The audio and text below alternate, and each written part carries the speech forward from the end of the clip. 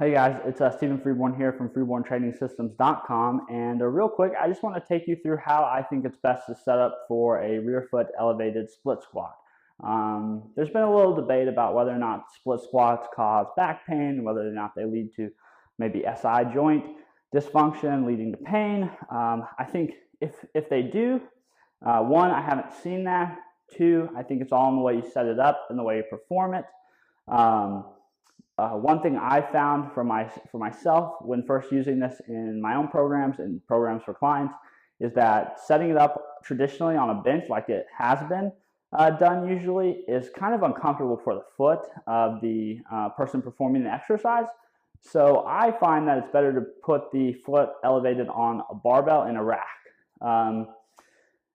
Perform Better does make a single leg squat stand you can pick up. It's kind of pricey, it's going to take up real estate, and you're really only going to use it for one thing. So I figure why not just use our existing equipment to kind of MacGyver something that works better than a bench. The other benefit of using a barbell on a squat rack is you can really adjust the height. Most squat racks have pins that go from the top to the bottom, so we can really play around with where the elevated surface needs to be for the individual based on their height and the way their body's put together. So I'm just going to take you through how I think it's best to set up, show you a couple tweaks you can use to change the focus from more of an anterior chain, more on the quad, to more of a posterior chain, more on the glute and hamstrings, depending on what your goal is for the exercise. But I'll just talk through it as we go. Like I said, I'm using a squat rack and a barbell. I've got a yoga mat just folded up to protect my foot while it's on the barbell. Make it a little bit more comfortable. So the leg that you're not working is going to be the leg that's elevated. I'm going to start with my left leg, so my right leg will be up on the barbell. Pick it up, set it on top there. You're going to start so that your legs are nice and even. So our knees are touching in line. And then we're just going to move our left leg out just a little bit, not very far. Take a little hop, now you're ready to go. So it's going to be more of a swinging back and down with that trailing knee, and then you're going to bend the front left knee. And you're going to think about sitting towards the ground.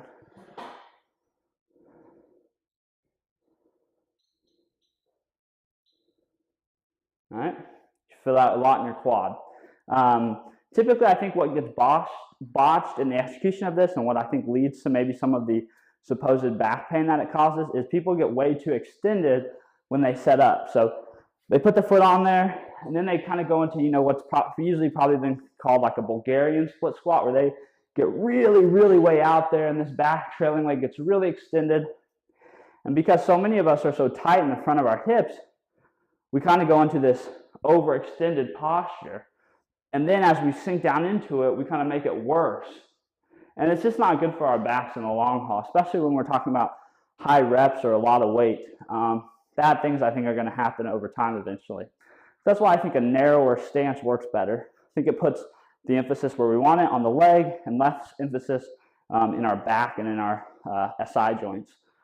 Now, you can change the focus of typically this is something that really makes the quads hate life, but you can also make it an exercise that also involves the posterior chain a lot by simply altering your posture when you're setting up.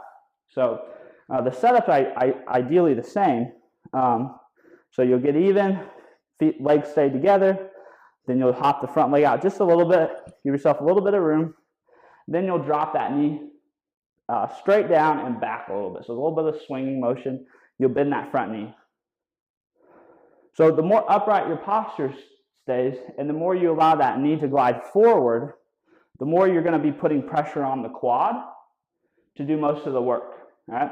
Don't worry about the knee going forward over the toes. As long as you're someone who doesn't have a history of knee pain or anything like that, you're probably safe with the knee transcending over the toes as long as you follow one simple rule.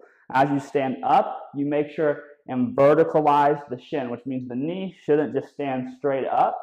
We should start moving backwards first, right? The knee should come back towards us.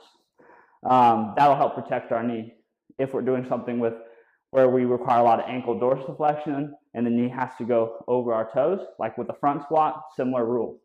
Now, we can change this from being a quad dominant to more of a hamstring glute dominant exercise by simply just having a little bit more of a lean and thinking about sitting back into our left hip more. So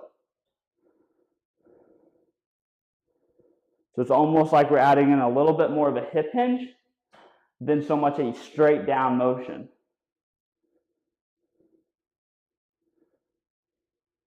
You're still keeping that weight over the single leg. You're using that rear leg for support and stability, and then you're really trying to sink into that glute and hamstring, drive out of it. It's an easy way to just change the focus of the exercise a little bit. My yoga mat fell. But I hope this helps kind of give you a better idea of how to maybe execute this exercise and use it effectively and safely, and kind of get comfortable with it for the first time. I know a lot of people will find this exercise extremely uncomfortable. I think a lot of it has to do with our setup. So give it a try, play around with your position of the bar and the squat rack, find what's comfortable, then play around with the different postures you can hold to change the exercise from being more quad dominant to more posterior dominant, and see what you think. I hope this helps. If you have any questions, please let me know. Until then, I hope you guys are having a great day, and I will talk to you guys later. Bye.